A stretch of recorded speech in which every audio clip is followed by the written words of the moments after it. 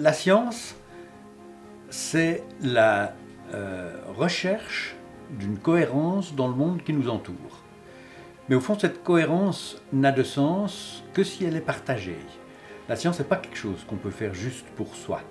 Le rôle de la Fondation, le sens de la Fondation Wright, c'est ce partage de la science entre les chercheurs d'une part et le public d'autre part. Et le public, c'est une entité qui est très large. C'est en même temps tout le monde, c'est aussi les collègues, mais c'est encore et peut-être maintenant surtout les enfants et la jeunesse.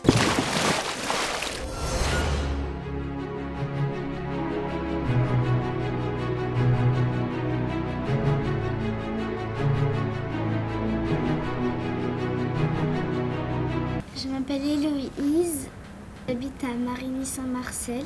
Je m'appelle Anna Sip et j'habite à Saint-Félix. Moi, Noé Vado et j'habite à Saint-Félix.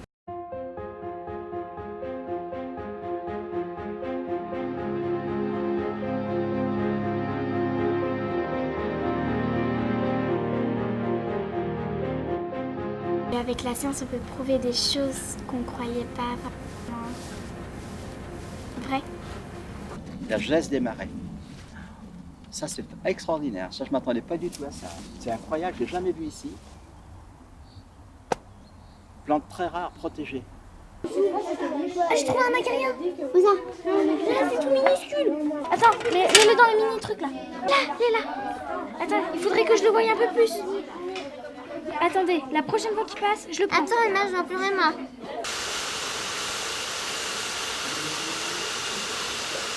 Et là, j'ai une chaise qui lévite sans aucun frottement avec le rail. Là. Recule, je suis pas sûr. Ouvrez les yeux. C'est ça, c'est trop dur. Inefficace, on est tous d'accord? Le vent que je produis avec mon ventilateur, il pousse le parapluie. Mais le parapluie, il pousse la chaise en arrière. Et là, ça marche. Comment est-ce qu'on pourrait l'appeler celui-là? Un dodécaèdre étoilé. Il est si fort.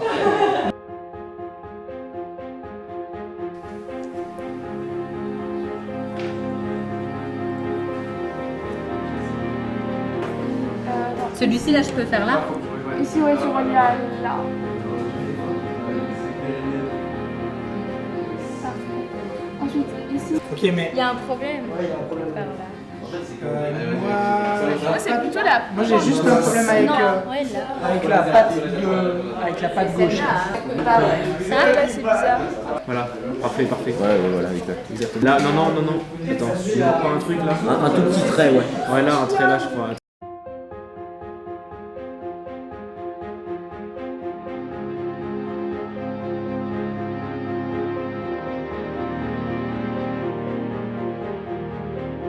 Quelqu'un qui cherche des trous. C'en est un! Je te jure! Ah ben voilà. J'ai dit qu'on aurait la cerise sur le gâteau. C'est la même formule brute, il y a le même nombre de carbone, le même nombre d'oxygène, le même nombre d'hydrogène dans les deux formes. Par contre, elles sont orientées différemment dans l'espace et ça suffit pour créer des odeurs différentes, des goûts différents et carrément des actions sur l'organisme totalement différentes. J'ai un micro, c'est bon la voix. C'est bon. Comment tu peux voir là et pas là? Un microscope, c'est une loupe en fait. C'est qu'en fait, là, pas trop tard. Elle est sur un côté. Elle est sur le côté. C'est bon, c'est vas-y. Essayez de prendre des photos, essayez. J'ai 600 newtons qui vont attirer la chaise vers le bas. Et du coup, je dois fournir 600 newtons pour la soulever. Vous avez le droit à toutes les poulies que vous voulez. Ok, donc là, c'est plus facile. Alors, il faudrait une deuxième corde. Comment est-ce qu'on pourrait faire pour avoir une deuxième corde sans prendre de deuxième corde? On essaie de faire une boucle avec une autre poulie là où il y a le nœud. Et le nœud, on l'attache au mousqueton qui est au milieu.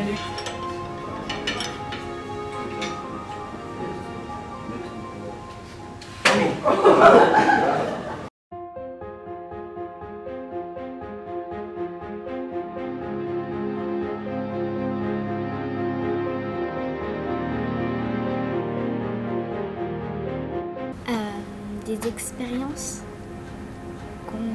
pour qu'on puisse mieux vivre.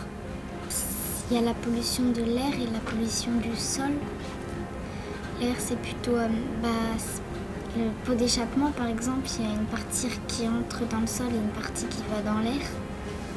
Après, pour le sol, il y a aussi les pesticides.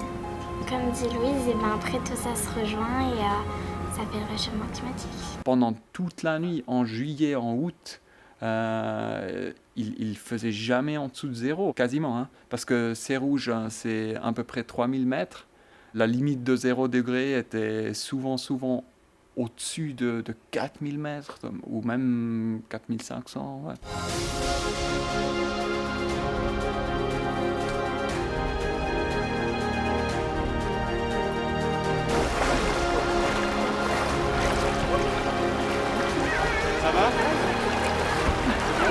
Ça, c'est un papillon qu'on pourrait voir aussi ici. Moi, je connais un papillon très beau, c'est le pan du jour. Wow, le pan du jour, ouais, c'est un des plus beaux, c'est clair. Celui-là, il est trop beau.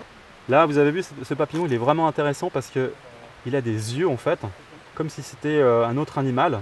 Et en général, quand il se sent menacé, il ouvre ses ailes, comme ça. Et les oiseaux, ils ont peur, en fait. Ils ont l'impression de voir un autre animal avec les yeux.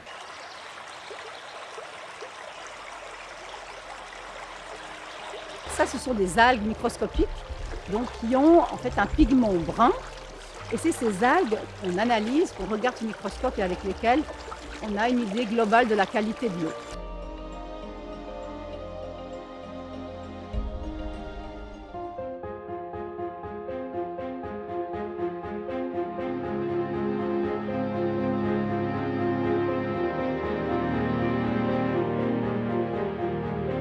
C'est en découvrant de nouvelles matières, on peut faire des instruments de musique, par exemple,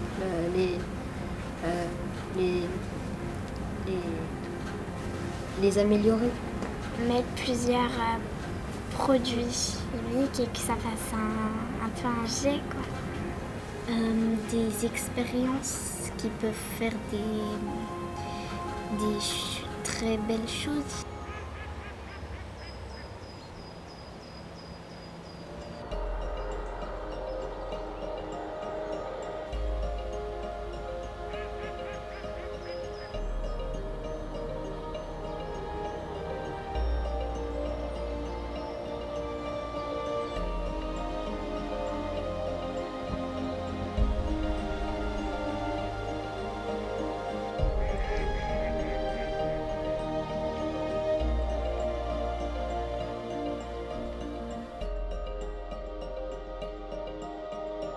Vous avez déjà entendu parler du bioart? Non. Donc c'est un nouveau style d'art, voilà, où on utilise le vivant pour créer des œuvres d'art.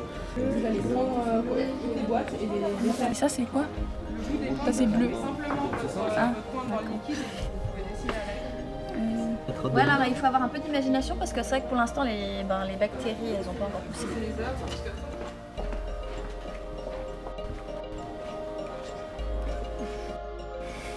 Et on découvre Newton dans un tableau peint et en suspension, il lui tombe sur la tête et du coup il tombe dans les pommes, Newton. Et là, des formules commencent à sortir de sa tête et tout ça. Il se réveille et ça y est, il a l'illumination, il a la révélation de la formule magique de la gravitation. Tu laisseras tranquille l'au-delà. Ah, Alberta, nous vivons une époque extraordinaire. Une nouvelle science vient de naître. J'ai toujours eu comme passion de faire du théâtre sur des sujets scientifiques. Ah, ça c'est une partie d'un collet de mouton. Est-ce que je me trompe? Comment vous avez deviné? Vous êtes fort. Vous êtes bouché. Presque. Je décompose cette machine compliquée qu'on appelle le corps humain. Je sépare soigneusement et méthodiquement les parties d'un cadavre pour les analyser. Mais c'est horrible. Et vous trouvez du plaisir à comment vous dites? Disséquer. Vous aimez disséquer? Oui, madame.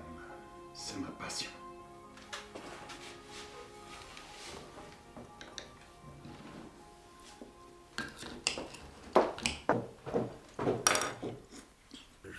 je suis très heureux de pratiquer un métier où le théâtre, aujourd'hui encore, peut tout d'un coup servir comme intermédiaire pour transmettre quand même la passion scientifique. Alors Andrea, qui es-tu? Un philosophe du corps humain. Non, mieux encore, un poète du corps humain.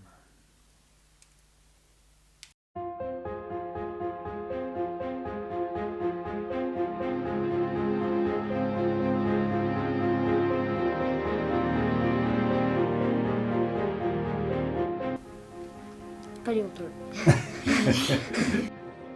Parce que j'aime bien les dinosaures. Biologiste.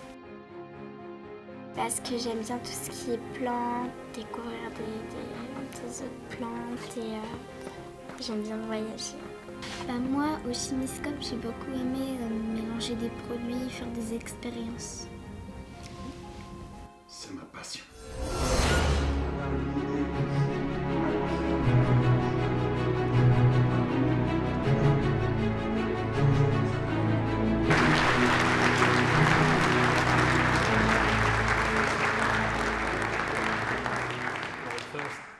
Large fraction of what drives people is the motivation we have, the passion we put in our job.